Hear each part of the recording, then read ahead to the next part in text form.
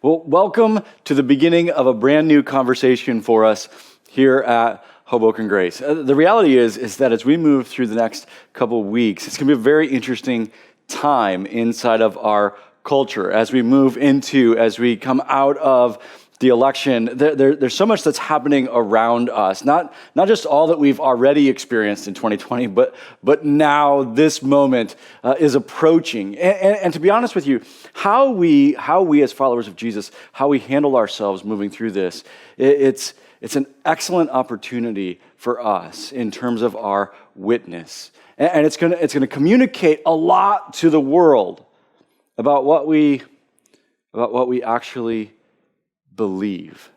And so what I want to do for the next few weeks as we move through this is I want to remind us of one of the most mind-blowing, one of the most amazing truths, and that is this, that God, listen, that God is for us. Now I know that for some of you, you don't believe that. And as I said, it's mind-blowing. It's hard to wrap our mind around the idea that he would be for us. And all of us find ourselves in different places along the journey as it pertains to this. Some of you think that God is against you. Some of you think that God is angry with you. Some of you think that God is, well, he just doesn't care. And he's disengaged. He doesn't really care one way or the other.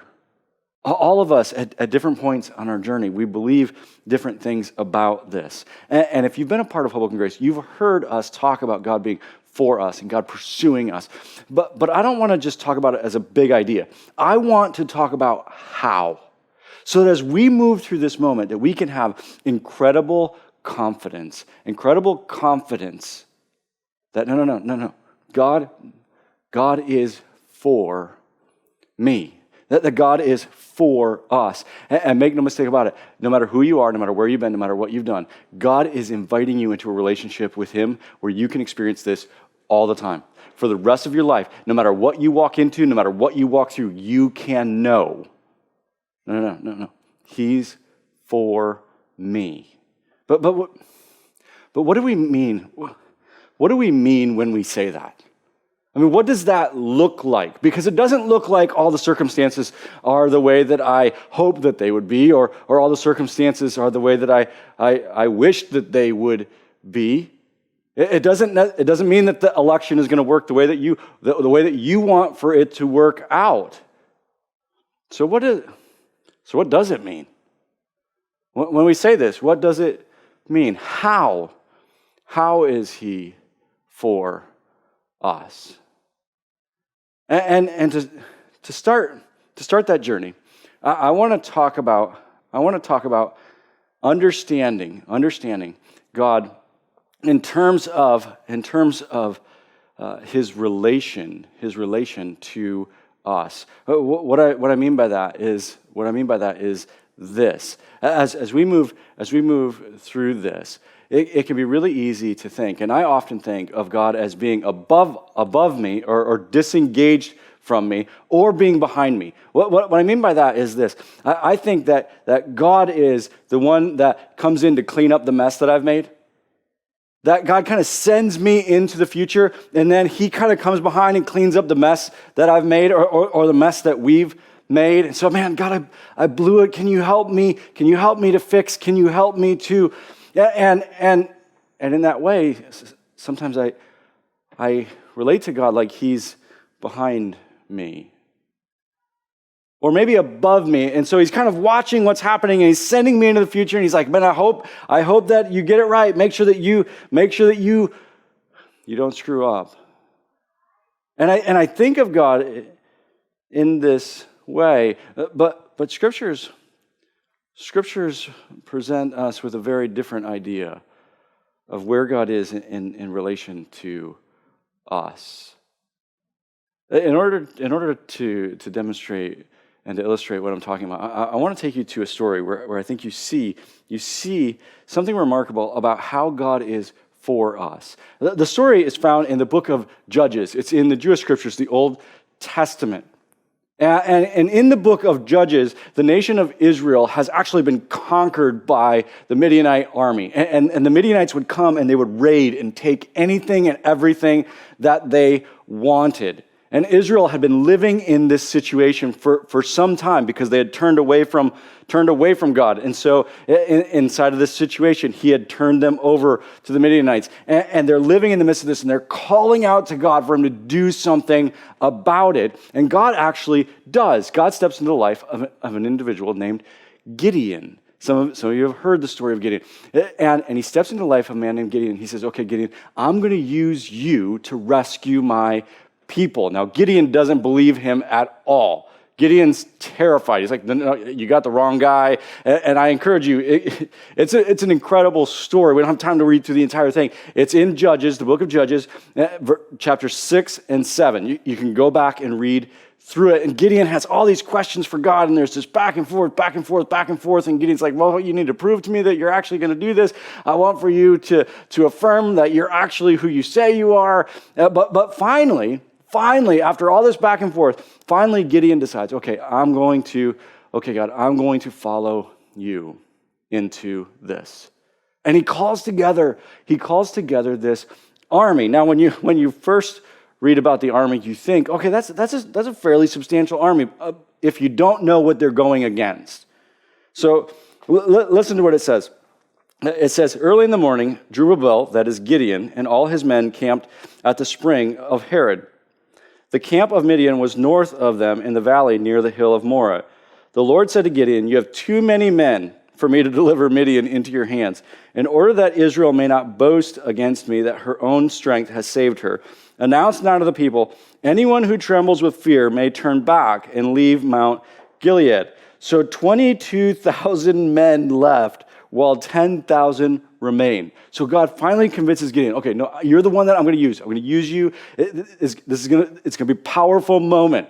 And so he calls together this army. There's 32,000 in this army. Now, keep in mind, they're going up against an army of 135,000.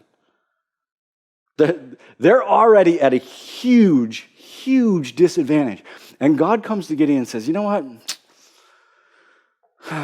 You got too many people. I can't imagine what's running through Gideon's mind when he hears that. No. We need you to multiply us by 4 so that we can have a chance. I think you're getting this backwards. God, we need to increase numbers, not decrease numbers. But God says, no. I want to make sure that the nation of Israel understands that I'm the one who won this battle. Listen again to what he says a little bit earlier. He says, in order that Israel may not boast against me, that her own strength has saved her. He says, I want to make sure that you don't think that you won the battle on your own. I want you to know, listen. I want you to know, and I want for there to be no question that I'm fighting for you. I want for there to be no question. And so Gideon goes to the army and says, hey, if you're afraid, you can go home. I wonder what that was like as well. I wonder if they all just got up, or if at first they tried to be tough. Like, I would imagine this. And at first, if you're afraid, you can go. And everyone's like, no, I'm not. Wait. I'm afraid. And then one guy steps forward, and then after one guy steps forward, 22,000. They're like, yep, I'm with him.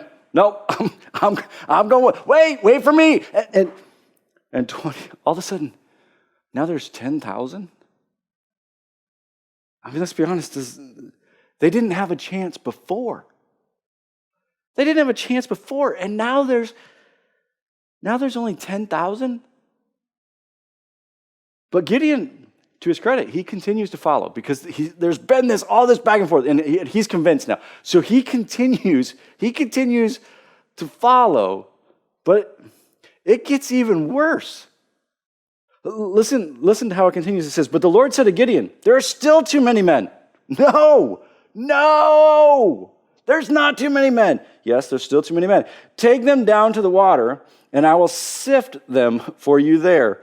If I say this one shall go with you, he shall go. But if I say this one shall not go with you, he shall not go. So Gideon took the men down to the water. There the Lord told him, separate those who lap the water with their tongues like a dog from those who kneel down to drink. 300 men lapped with their hands to their mouth. All the rest got down on their knees to drink. And God says, okay, we're gonna separate them again. And I don't want you to keep the 9,700. No, I want for you to keep 300.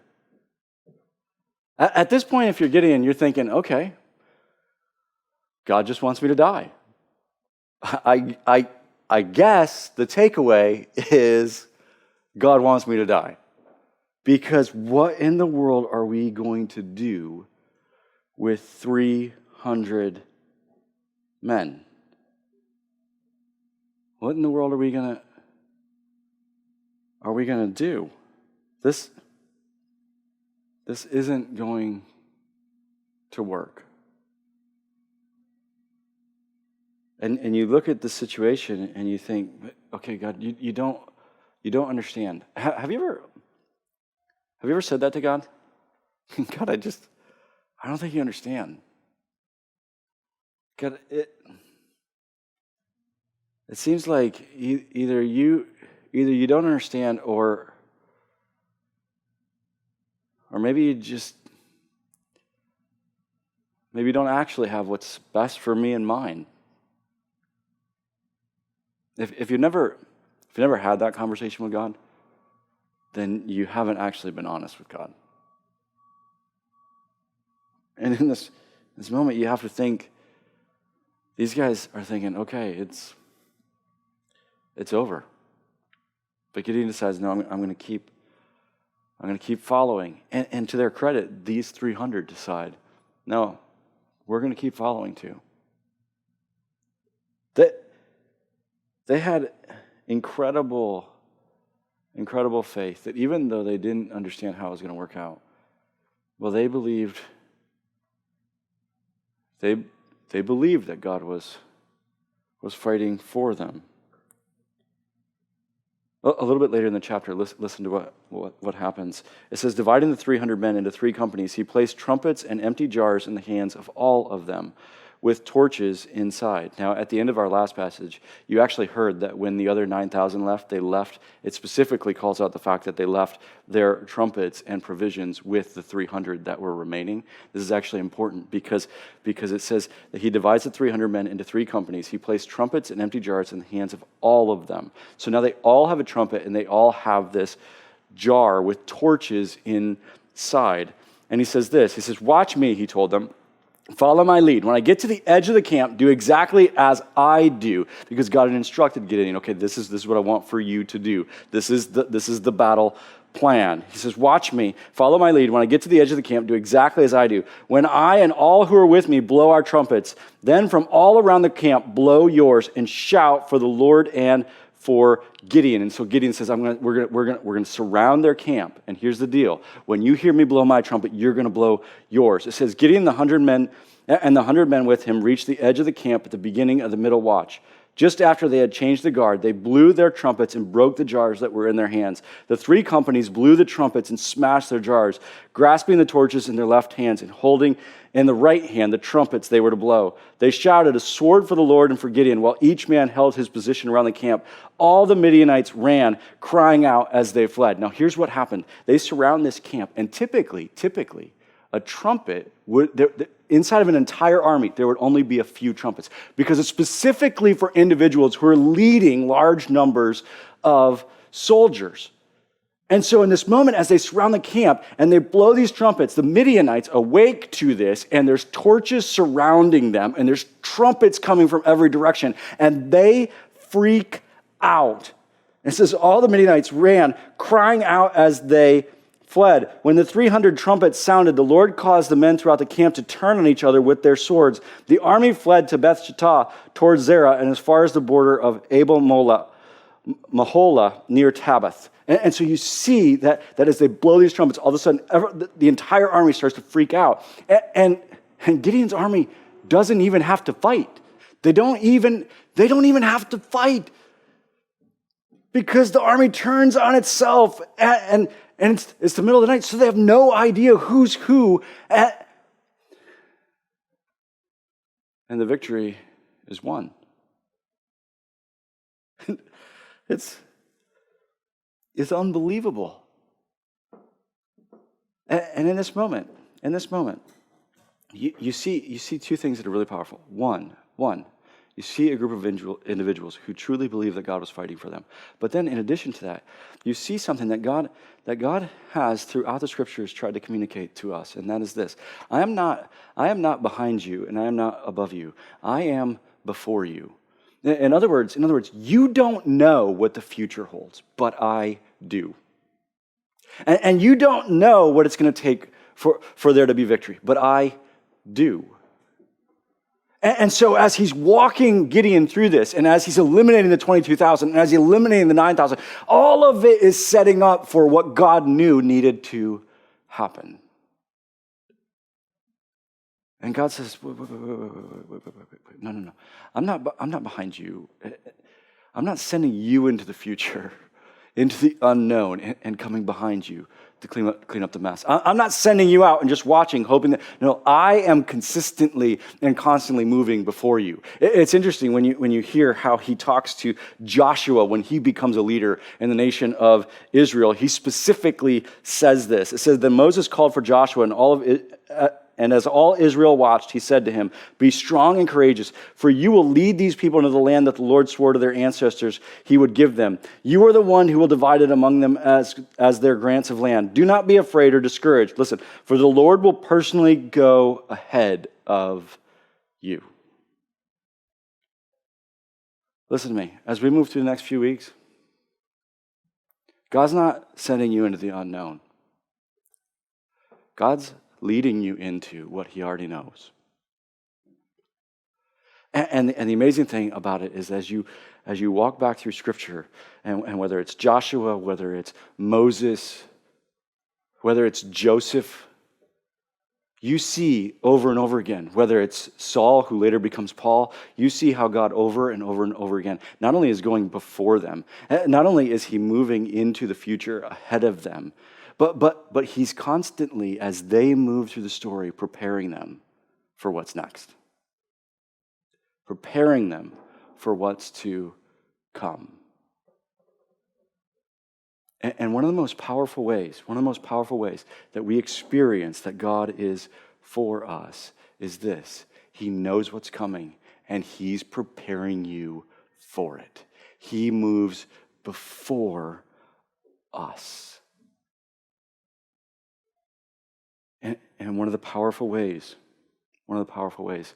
that he fights for us is that he uses each and every circumstance, he uses each and every situation, he uses each and every moment to prepare us for what he knows is coming.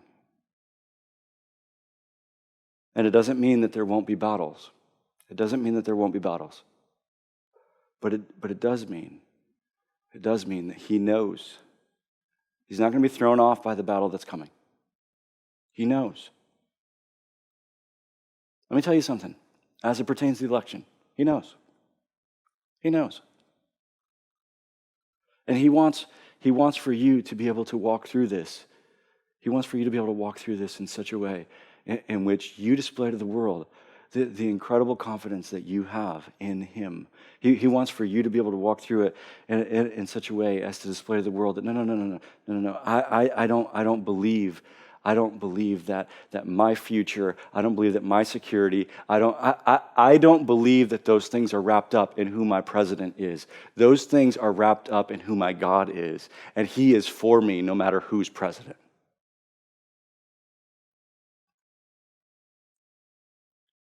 Do the people around you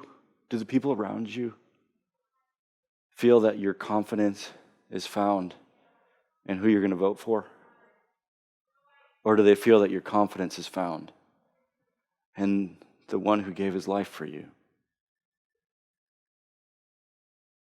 If we're going to move through this moment and be the witness that God has called us to be, then we have to have incredible confidence that God moves before us.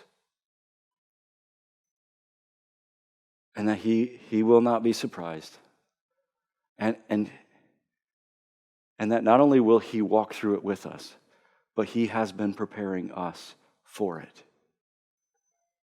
And oftentimes we look at it and we say, I don't understand. I don't understand how this is going to work. I don't understand what's happening. You have to think for those 300, they thought the same thing. Because they didn't know what he knew. They didn't know the amazing way that he was going to work and to move, the amazing way that he was going to deliver them, how he was going to display his incredible glory. And let me tell you something. As we move through this, there may be times where you think, I don't know how this is going to work. I don't know how this is going to work out. I don't know where we're headed. I don't know what's next. Because we don't know how he's going to work through it. And we don't know what he has in store. And we don't know how he's going to display his glory as we move forward. But what we do know is this. He has shown over and over and over and over again that we can trust him in it. Listen to me. We can trust him in it. And as he leads us through it, he is for us. And he's working in our lives for us to be able to experience him in it and to bring him to the world through it. And so today, I want to invite you. I want to invite you. Maybe you've gotten wrapped up in the what ifs. Maybe you've gotten wrapped up in the thinking of, I don't know how this is going to work out. I want for you to engage God about the reality that he knows the future. He knows what's coming. I want you to engage him about the reality that he has shown his faithfulness to prepare us. And to allow yourself to rest in the confidence that God is for you. To rest in the confidence that God is for you.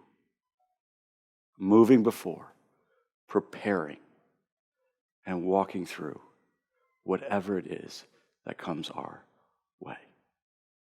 Will you pray with me? Father, I pray that today as we look at this powerful truth, as we begin this conversation, I pray that we would know that you are constantly moving before us. There's no part of this story that's a surprise to you. And not just that, but you, sometimes in ways we don't understand, are preparing us for what's ahead. And you've told us that even, Jesus, even as you left your followers, you told them, no, understand this. I'm going to prepare a place for you. I'm continuing to move before you. Even into eternity, I'm moving before you to prepare you for what's ahead, and to prepare for the moment that you and I will walk through this together.